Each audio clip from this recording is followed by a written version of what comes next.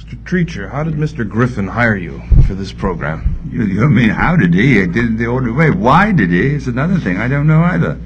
But we did meet on the Jack Parr show when he took his place. And one day he said to me that one day he wanted me to be his announcer. And when he got this engagement, he did send for me. It was 4 years later. And I did become his announcer. And that is my official capacity. I do occasionally say a few things. And he suddenly says to me, "Dance, Arthur," or "Sing, Arthur," and I do it. That's how that happened. Did you ever refuse? Yes, sometimes I do refuse because, and I make an excuse. I say I can't do it because of my back. And I get lots of letters telling me remedies about how to cure my back. My back is fine. But of course I don't want to suddenly dance at, at any given moment. No, but he's very kind about those things. He doesn't push it. No. I'm not frightened of him. A reliable source says that on occasion you've fallen asleep on the show. Is this true? No, he'd like you to believe it's true, but I haven't. It's quite impossible because the orchestra's too loud anyway. But too loud to let you go to sleep. And I know music soothes the savage heart, but it rather excites mine. He likes to make fun of me. I got a letter in the mail today saying I can't understand why he's so unkind to you because you're so old. That if this job's over, what will you do for a living? It's appalling. I don't feel very sad about it myself. You come from Toronto? I love Toronto. I know it quite well. You have a critic there that some people say are sort of, what should I say, very critical. His name is Mr. Cohen, is it? Right. I find him charming. He's always been very nice to me. I've never met him personally. Give him my regards, will you? What about the same source saying that you often turn your back on guests on the show? Well, that is so, because that's to get out of the way of the camera. I don't turn my back on them because I don't like what they're doing. It's the camera, you see, angle. If I'm in their way, it prevents them having a close-up by themselves, and I think they all deserve a lot of close-ups by themselves, don't you? Yeah. That is really true. Do you always approve of the guests that Merv brings on the show? By that, you mustn't. Do you mean? I'm not consulted whether they should come. I don't approve of them. I know. Well, I think some are better than others, don't you? Some I see come on and then they don't come on again sometimes. But I'm no judge of talent. I really am not. I only know what appeals to me, and some things don't appeal to me. That applies all over the world of entertainment, doesn't it? What about some of the topics that they discuss? For instance, someone writes a book about the sex revolution or something, and Merv brings them on the show. Yes, I know. And it's controversial, therefore it's interesting TV. There's a lot of nonsense. They're discovering things that I knew when I was a young man, and they're discovering them now. Everything went on just the same then. It's ridiculous. And I was seeing the Times today that there's some place on First Avenue where people go and congregate and they pick up is the word, girls, and girls pick up men, and they talk and they ask for telephone numbers and so on, and then they go in and have a beer, and it's quite a little thing. In fact, it was a quote, "It's better than going to the Hamptons, it's much nearer here." And I was talking today to somebody who was remarking about it, and they said, "I never heard of such a thing, people going up to without a proper introduction." I said, "My dear fellow, and we did that all the time when we were children, when we were 16, 17, 18, went on the pier at Brighton in Sussex, and of course if a girl gave us the eye, I didn't give her the eye back, and eventually we spoke." I think we enjoyed it.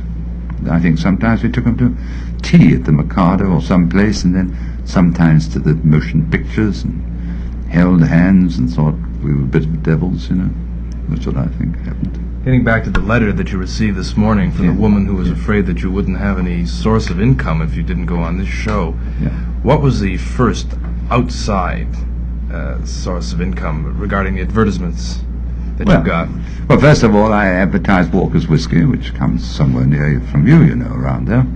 And then I have a thing called Call Arthur Treacher Service System, which headquarters in Jersey, where we're in 27 states. We have 46 places open where we supply all the things you'd want in a house.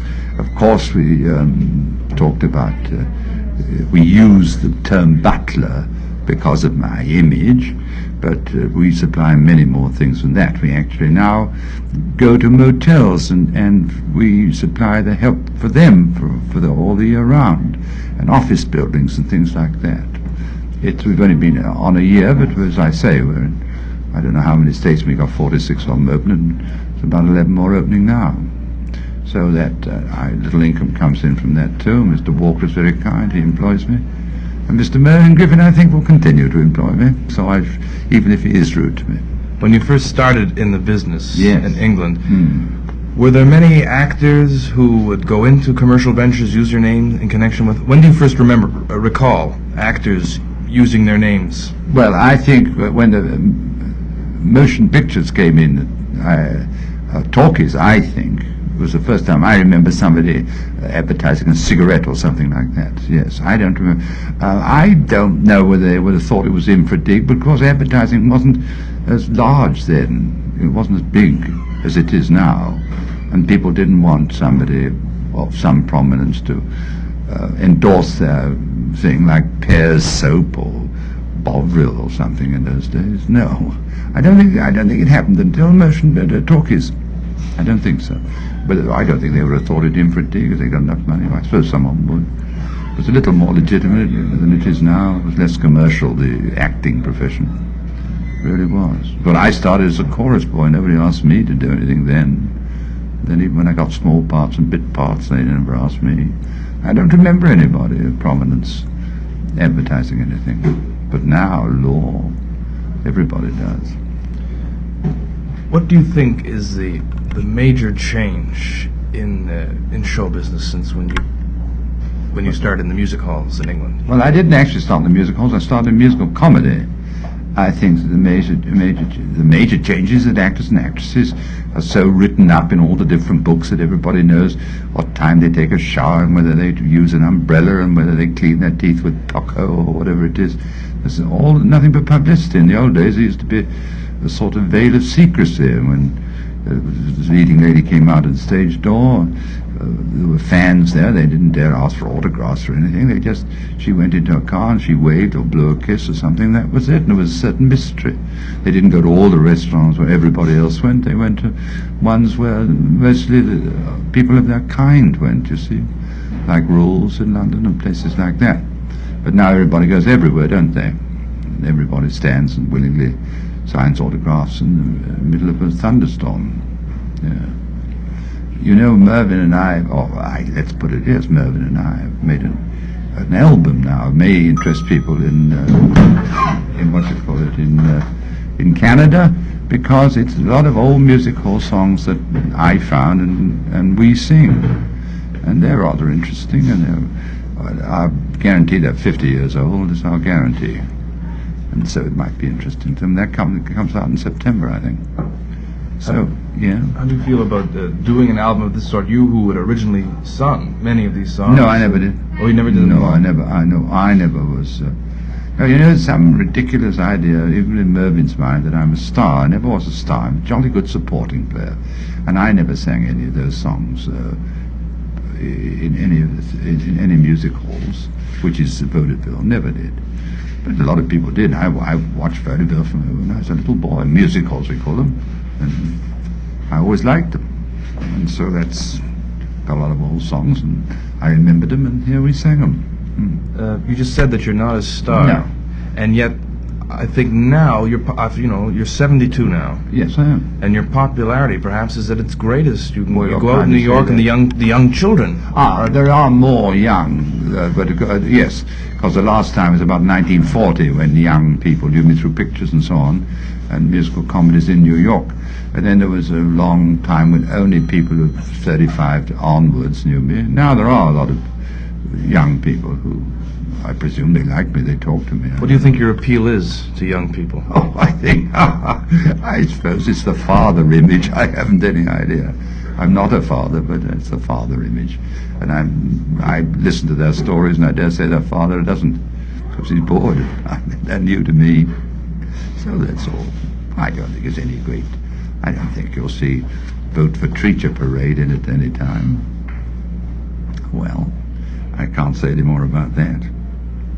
After your lengthy career in the theater and Yeah. films, what is your happiest memory or memory that strikes I you don't. most of your career? I've never disliked anything except one review I was in called Sinfield Follies, which was about 1943, which I disliked intensely from beginning to end, and I had reason. But other than that, I've enjoyed everything. I had about 18 months of that, but I didn't care for it. I was under contract. Is there any facet of the business or anything that you'd still like to do?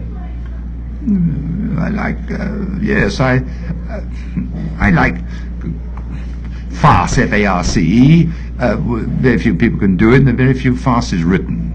And I'm too old to do them anyway, because it's always the young husband or something, but I know about farce, there's very few. Everett Horton knows about farce, Charlie Horton knows about farce, and that's about as far as I get. High comedy I like, which is Shaw, and no, I'm not, and I like this because I don't rehearse, I just say what comes into my mind, if anything does come into my poor mind. And if it doesn't, one thing I don't do is interrupt guests in the middle of their stories. Afterwards I say, oh, I knew him years ago. Well, why didn't you say so? I said, what, interrupt him? He's only got 12 minutes, and I got 5 days. That's what I feel about it. I think the people who come on our show and do their business, do their little 10 minutes, do their little song and dance, then sit on the sofa and keep on wanting to interrupt, I think, well, poor things. That's what I think. All right, thank you.